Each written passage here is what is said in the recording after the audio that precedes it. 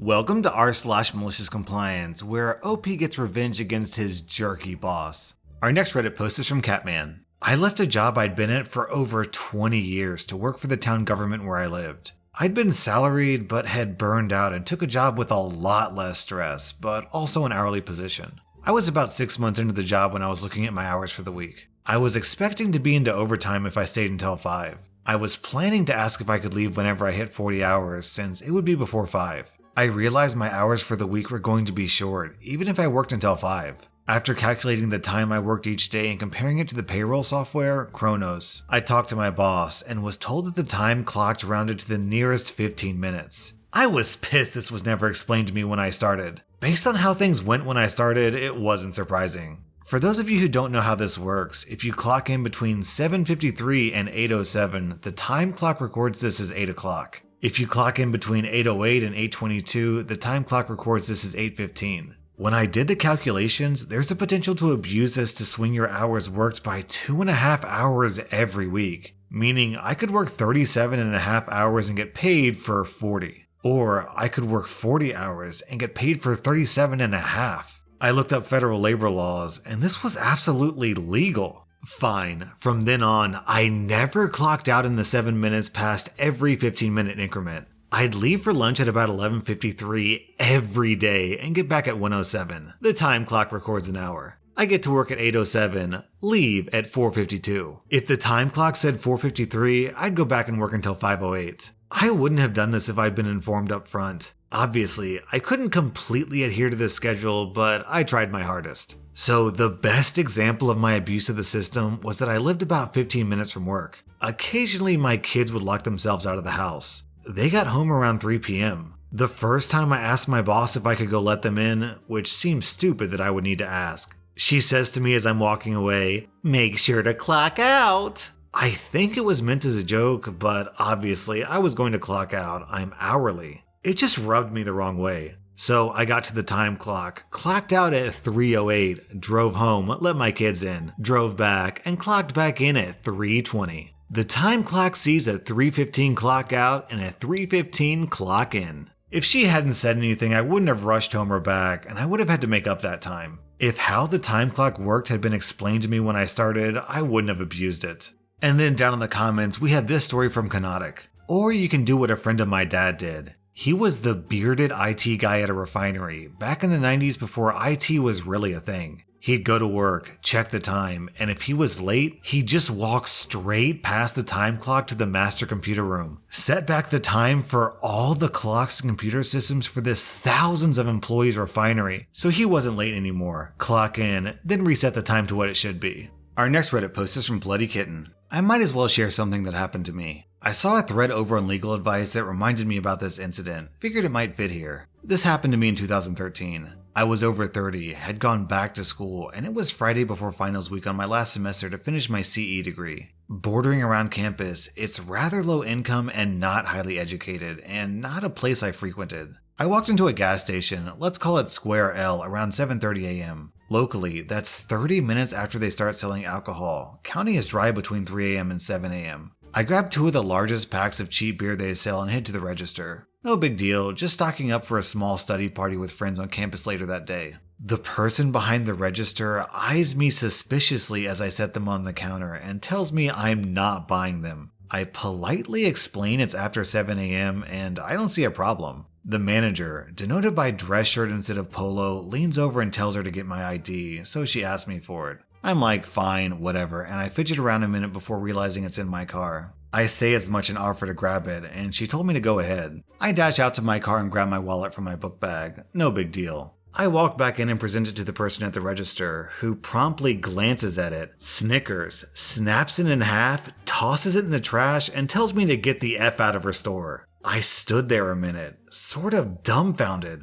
The manager tells me to get the F out of her store or police will be called and someone's getting arrested. I mumbled something along the lines of, "Oh shoot," and opted to comply with the second half. I went to my car, grabbed my phone, called non-emergency, and told them I just had my driver's license taken and destroyed. I read off the address, ended my call, then headed back inside and stood. The manager tells me that's it, they're calling the cops. I let her know I already did. The clerk laughs and shouts for the people in the store to hear. Y'all wanna stick around? This punk blank called the cops on us for taking their fake ID. It took about 10 minutes, but they showed up. As they arrived, the manager rushed out the door and I walked behind. The cop asked for me immediately by name, dismissing the manager pointing at me and rattling off about my fake ID. I told him what happened and that I was told to leave or cops were to be called and someone was going to be arrested. He then takes a statement from the manager, then the clerk, then requests the ID be retrieved from the trash. He looks it over and hands the 2 pieces back to me. He hasn't said anything other than simple requests for info up to this point, then asked me to come along, and we're going to have a chat outside. At this point, I'm actually growing a bit concerned. He punches in the driver's license number and up pops my face and info. Clean history, both driving and criminal. He then lets me know the destruction of a license is a misdemeanor in this state and asks which one snapped it. We have a brief conversation and at this point, he's smiling ear to ear. He asked me if I want to press charges, and at this point, I've already missed first class, so state I do. I was told to play along with him, and we share course of action. By this time, there were 4 squad cars and police milling about. Customers had grown scarce. We walked back in. I'm staring at the floor looking pensive, and he says loudly, "What do we say?" and nudges me. I politely say, "I'm very sorry this happened, and I'm sure it won't happen again." The clerk and manager begin chuckling. I then finished with, "The manager requested the clerk take it, who snapped it. Then the manager is the one who said someone is getting arrested." The officer undid the cuffs from his belt, walked up to the clerk, and began with Miranda rights. Another did the same with the manager. Another 30 minutes roll by while they're sitting in the backs of squad cars. The store is devoid of employees until someone walks out from the back cooler. I wait patiently. Eventually they're cut loose under own recognizance and I'm given a date to play witness in court. We head back in and the manager is irate. The employee, on release, bolted. I pay for my now warm beer and leave. The professor got a great laugh out of the police report and let me do my project presentation late anyway. Then we have a similar story from Crag and Skull down in the comments. In college, a friend and I went to a store. He wanted to buy cigarettes. The lady kept the ID, saying it was fake and saying she would call the cops. He told her to do so, and she did. The cop walks in, looks at the ID, looks back at her and says, "Why would anyone make a fake ID saying they were 20 instead of 21? Our next Reddit post is from It's Crutchy. I just signed up for a new AT&T TV subscription less than 13 days ago. They had just posted a new update yesterday informing that all new subscribers can get HBO and HBO Max for free for a year. I call AT&T and start talking to the representative explaining my situation. The rep unfortunately tells me that they're not able to add the package as it's only for accounts created after April 3rd. I then ask the representative if I'm still in my grace period for a full refund and no termination fee. She replies yes. So I tell her I would like to cancel my account. She replies, "I'm sorry to hear that. Why would you like to cancel your account today?" I reply, "I just told you, but it's the fact that I'm not getting HBO for free." She replies, "I understand. Let's go ahead and cancel the account. You won't be charged a termination fee and we'll get a full refund of what you've paid so far." After a few minutes, she cancels the account and then I already know where this is going. After a few minutes, she cancels the account and then asks, "Is there anything else I can help you with today?" I say, "Yes, I would like to set up a new account for AT&T TV."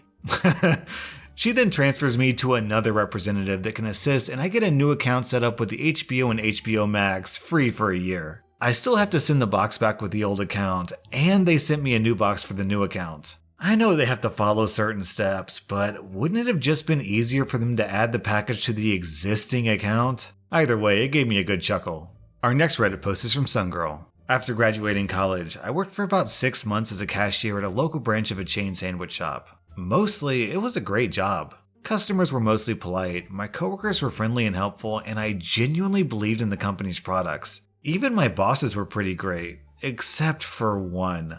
We'll call him the jerk. The jerk was belligerent, vindictive, nitpicky, and pretty much an awful boss in every way a boss can be awful. He had the type of sucky, no excuses policy that defined excuse as literally anything besides, "Yes, sir, of course, sir." I could go on and on about all the different ways he was terrible, but this story is about one specific flavor of his awfulness. During our shifts, each employee had a certain section of the store they were assigned to keep clean in addition to their duties. The cashier section was the front counters and displays in the coffee kiosk. I don't know if it was officially the manager's job, but as long as I worked there, whoever was the shift manager always took care of the outside patio area. Except for the jerk. At first, he would just say things to me like, "I'm pretty busy right now. Could you clean the patio?" Which was fine. Part of the job description stated that if you had free time and the manager asked you to do something extra, you did it. He was well within his rights.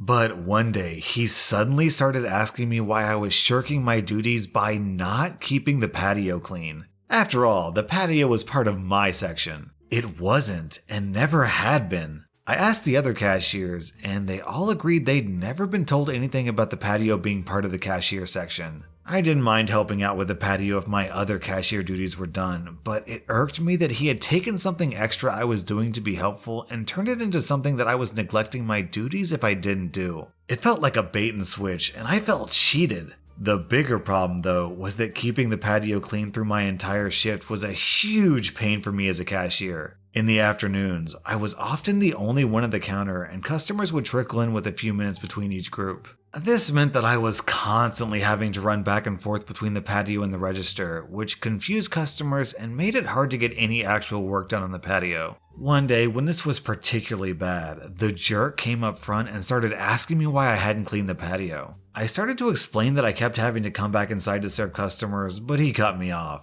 I don't remember his exact words, but it was something along the lines of, "That's no excuse. Cleaning the patio is your job. Now go outside and do your job. Don't come back inside until the patio is clean." That last sentence was music to my ears. I assured him that, of course, I would do exactly as he said, went outside and started cleaning. A few minutes later, a family walked past me through their front doors into the store.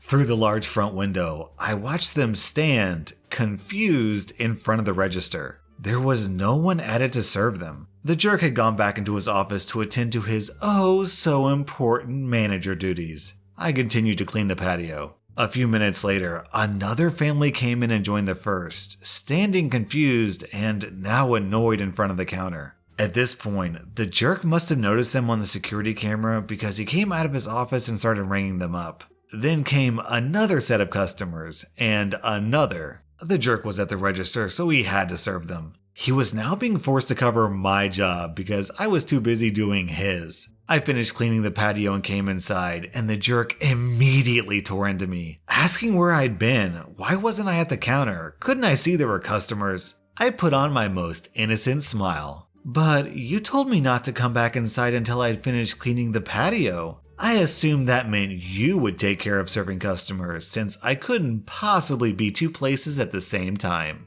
He just glared at me for the longest moment, then mumbled something about how I should have known what he meant and I was never to pull a stunt like that again, and shuffled back to his office. Not much of a victory in the grand scheme of things, but seeing the momentary flash of panic in his eyes as he realized his "do as I say, no excuses" policy had backfired had me giddy for the rest of the day. Then we have this contribution from Nerdy3000 down in the comments, and anyone who's worked retail will definitely sympathize. I used to work at a restaurant in the mall. When I was cashier, the manager was always telling me to stock up, but don't leave the counter. The stock room is in the back. "You need to stock. Get things stocked up." "Okay, will do."